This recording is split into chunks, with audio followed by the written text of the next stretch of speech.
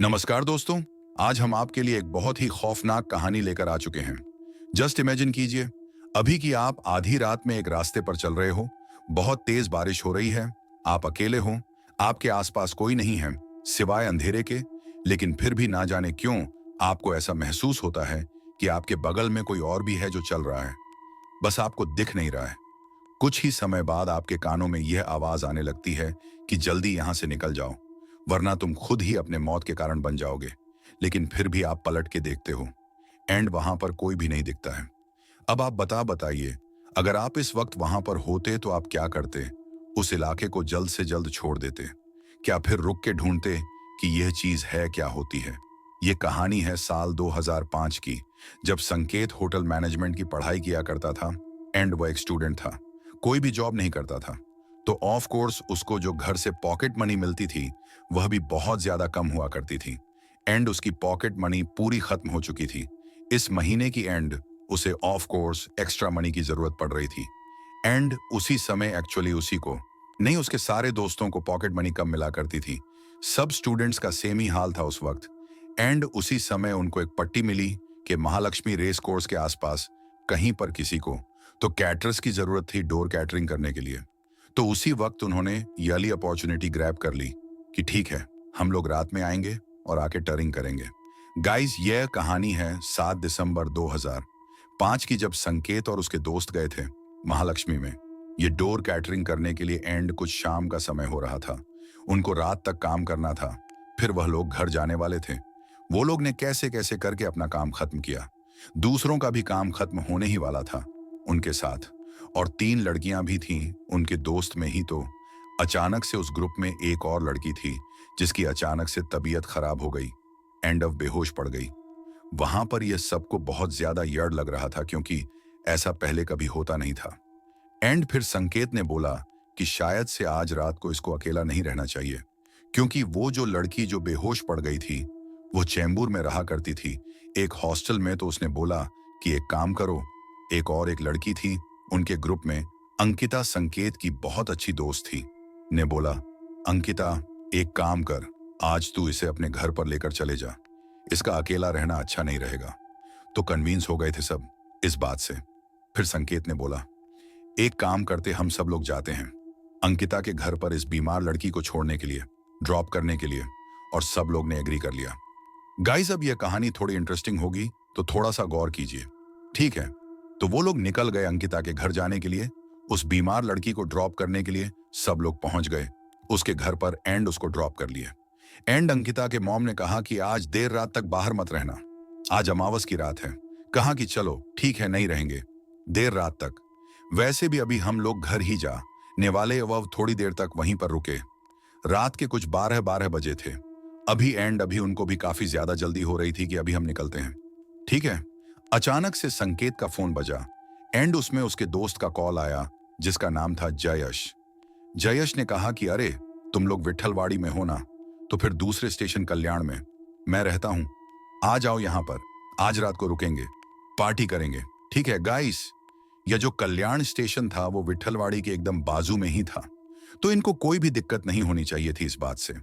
And Jayesh ने यह कहा था कि ऑफ कोर्स हमको ऐसा बहुत कम समय मिलता है एक दूसरे के साथ स्पेंड करने को, टाइम एंड हॉस्टल में रहते हैं हम सब लोग, तो बहुत कम टाइम है यार हमारे पास, प्लीज करते आज रात को यह पार्टी, आ जाओ मेरे घर पर कैसे भी करके। फिर संकेत नहीं, यह सोचा यली बात तो सही है, क्योंकि संकेत रहता था चेंबूर में, एंड जो उसके साथ एक दोस्त था उसका चेतन, जो उसके साथ ही आया था अंकिता के घर पे, वो भी बोरीवली में रहता था। तो विट्ठलवाड़ी से दोनों को इधर उधर जाने के लिए बहुत ज्यादा समय लग जाता था। तो उसने बोला, आज रात को घर पर जाना तो इम्पॉसिबल, एक काम करते हैं, जयश के घर पे ही रुक जाते हैं। सो गाइस, अभी प्लान टोटल बन चुका था कि अभी जाना तो हमें जयश के घर पे ही है। पार्टी करने के लिए वो लोग बिल्डिंग के नीचे उतर गए। अंकिता के एंड देखा तो वहां पे कोई भी ऑटो नहीं थी आसपास, दूर दूर तक कोई भी ऑटो नहीं दिख रही थी। उन्होंने फटाफट अंकिता के मॉम को कॉल किया, एंड बोला कि हमें कल्याण में जाना है, कल्याण में हमारा दोस्त रहता है, वह भी काफी दूर था, कल्याण से इतना भी ज्यादा पास नहीं था। तो अंकिता के मॉम ने कहा कि मैंने तुम्हें कहा था ना कि आज के रात में बाहर मत जाना, आज अमावास की रात। उन्होंने कहा कि आंटी, हम लोग देख लेंगे ना, प्लीज आप हमें बस रास्ता बता दीजिए कि कल्याण हम कैसे जाएं या फिर ऑटो हमें किस तरीके से मिल जाए। मैंने बोला, ऑटो ही तुम्हारे पास एक ऑप्शन है, क्योंकि ट्रेन तो अभी बंद हो चुकी है। फिर उसने कहा कि आपके पास एक ही ऑप्शन है कि आप कल्याण स्टेशन तक चल के जाओ एंड वहां से आपको ऑटो मिल जाएगी। लेकिन ध्यान रखना, जब रास्ते में वालधुनी ब्रिज आएगा तो वालधुनी ब्रिज के ऊपर से जाना, नीचे से गलती से भी नहीं जाना। गलती बिल्कुल भी मत करना। ध्यान से सुनो कि वालदी ब्रिज के ऊपर से जाना, नीचे से बिल्कुल भी नहीं जाना। फिर चेतन और संकेत ने आंटी की बात सुन ली कि हाँ ठीक है, हम लोग वालदी ब्रिज के नीचे से नहीं जाएंगे एंड उन्होंने भी यही कहा कि हाँ ठीक है, आज रात में हम लोग साथ में थोड़ा टाइम स्पेंड करते, वैसे भी इतना वक्त नहीं मिलता है, हमको तो सिगरेट पीते पीते जाते हैं। हम लोग कल्याण स्टेशन तक रात के कुछ 2-2:30 बज रहे थे। वालदी ब्रिज बहुत करीब आ रहा था। फिर चेतन ने एक बोर्ड पढ़ा जिस पर लिखा था, अगर आपको कल्याण स्टेशन जाना है तो ब्रिज का ऊपर का रास्ता मत पकड़िए, ब्रिज का नीचे का रास्ता पकड़िए, आप जल्दी पहुंचोगे। एंडस्केत ने कहा कि नहीं चेतन, हमको नीचे से नहीं जाना है, हम ऊपर से ही जाएंगे, क्योंकि आंटी ने बोला था कि गलती से भी आज की रात वालू ब्रिज के नीचे से नहीं जाना। लेकिन पता नहीं क्यों चेतन बहुत ज्यादा एक्साइटेड था देखने के लिए कि ब्रिज के नीचे है क्या। वह अपने बात पर अड्डा था कि नहीं, मैं ब्रिज के नीचे से ही जाऊंगा, वो ऊपर से जाना है। तो तू जा गाइस। यह जो वल्दी ब्रिज है, यह एक्चुअली कल्याण और विट्ठलवाड़ी के बीच का एक ब्रिज है जो उन दोनों को कनेक्ट करता है।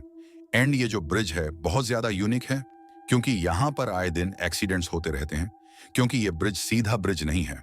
बहुत सारे टर्न्स हैं इस ब्रिज के अंदर, बहुत सारे टर्न्स जिसमें अगर आप बहुत ज्यादा स्पीड में जा रहे हो तो आप नहीं चला पाओगे, आपका एक्सीडेंट हो जाएगा। 20 की स्पीड रखनी पड़ती। एंड इसमें एक बात बहुत ज्यादा यूनिक है, बहुत ज्यादा यूनिक और बहुत ज्यादा खौफनाक, जो कि आपको इस वीडियो के अंत में पता चलेगा। फिर चेतन इतना बहस करने लग गया था कि संकेत ने बोला, चलो ठीक है, नीचे से ही जाते हैं। यार ज्यादा से ज्यादा क्या हो जाएगा, कुछ नहीं होगा, चलो लेट्स गो। जैसे ही नीचे से चलने लगे थे, अचानक से संकेत को ऐसा महसूस होने लग गया कि उसके तरफ कुछ कुत्ते डॉग्स उसके पीछे आ रहे भागते हुए। संकेत आसपास देख रहा था, लेकिन उसे आसपास कोई भी कुत्ते नहीं दिख रहे थे, कोई भी डॉग्स नहीं थे आसपास। लेकिन फिर भी उसे यह महसूस हो रहा था, उसे बहुत ज्यादा अनकंफर्टेबल लग रहा था, बहुत अनकंफर्टेबल। लेकिन फिर भी वह चेतन से बात करते करते करते करते चल रहा था आगे। एंड अचानक से उनको ऐसा महसूस भी हो रहा था कि हम शायद यहाँ पर अकेले नहीं हैं, फिर भी इग्नोर किए जा रहे थे। दोस्त आसपास रहते तो फिर बहुत ज्यादा हंसी मजाक का माहौल आसपास बन जाता है। वो लोग एक ब्रिज के पिलर के पास से गुजर रहे थे एंड गुजरते गुजरते संकेत ने नोटिस किया कि एक जो पिलर था वो थोड़ा सा हिला। उसने अपनी आंखों को रब किया। उसने देखा कि नहीं, यह पिलर नहीं हिला है। शायद उसे ऐसा लग रहा था कि मैं बहुत ज्यादा नींद में हूं, रात बहुत हो रही है, तो इसलिए मुझे कुछ भी दिख रहा है, कुछ भी महसूस हो रहा है। लेकिन फिर भी उसके दिमाग में एक बात आ रही थी बार बार कि अंकिता की माँ ने कहा था, अमावस की रात है तो उस ब्रिज के नीचे से नहीं जाना। एंड देखते ही देखते संकेत और चेतन उस पिलर के पास जा रहे थे। मल उसके पास से गुजरने वाले थे।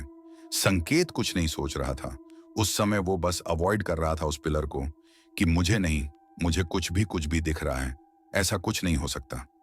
एंड उसकी नजर फिर भी उस पिलर के पास चले गई। उसने देखा वाकई में वह पिलर हिल रहा था, मतलब उसने जो पहले देखा था वह सच था। ये एक 10 फुट लंबी औरत थी, 10 फुट लंबी औरत जो कि संकेत को देख के हंस रही थी, मुस्कुरा रही थी, उसको अपने पास बुला रही थी।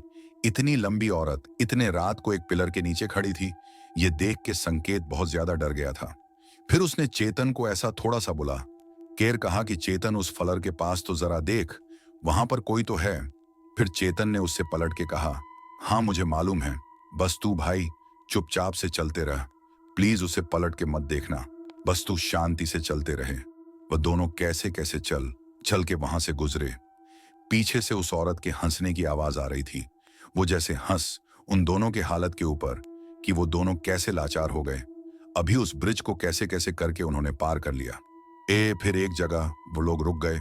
रुकने के बाद चेतन ने खुद संकेत को कहा कि हमें आंटी की बात असल में मान लेनी चाहिए थी, हमें यहां नहीं जाना चाहिए था, हमसे शायद बहुत बड़ी गलती हो गई है। फिर वो लोग आखिर में जयेश के घर पर पहुंच गए एंड उन्होंने जयेश को और उसकी मां को सारी बातें बताई, पूरी कहानी बताई कि उन्होंने क्या फेस किया उस बाल धुनी ब्रिज के नीचे।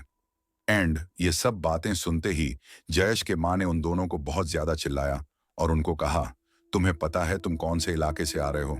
उन्होंने कहा, नहीं। जयेश की माँ ने कहा कि वाल्दी ब्रिज के लेफ्ट में एक कब्रिस्तान है, एंड वाल धुनी ब्रिज के राइट में एक शमशान घाट है। तुम दोनों एक क्रिस्तान से चलते हुए आ रहे हो। वह भी एक अमावस की रात में। उस ब्रिज के नीचे एक चुड़ैल रहती है जो कि अमावस के रात में ही बाहर निकलती है।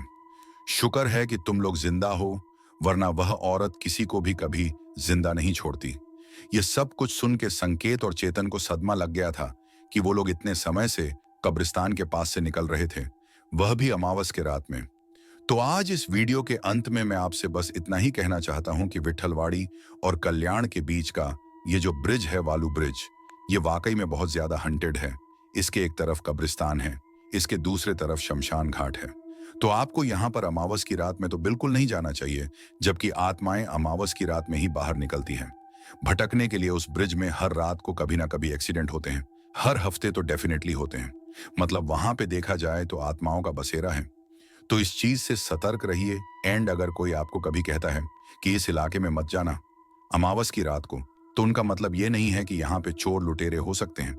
अमावस की रात में अगर किसी चीज से आपको डरना चाहिए तो वह सिर्फ एक चीज से, और वह है आत्माओं से, जो आपका कभी भी अच्छा नहीं सोचती। तो दोस्तों, ये थी आज की डरावनी कहानी। अगर आपको ये कहानी पसंद आई तो लाइक और शेयर करना न भूलें। ऐसी ही और भी खौफनाक कहानियों के लिए हमारे चैनल को सब्सक्राइब करें और घंटी के आइकन को दबाएं, ताकि आप हमारी नई कहानियों को सबसे पहले देख सकें। अपनी राय नीचे कमेंट में जरूर बताएं। मिलते हैं अगली कहानी में। तब तक के लिए सावधान रहें और सुरक्षित रहें।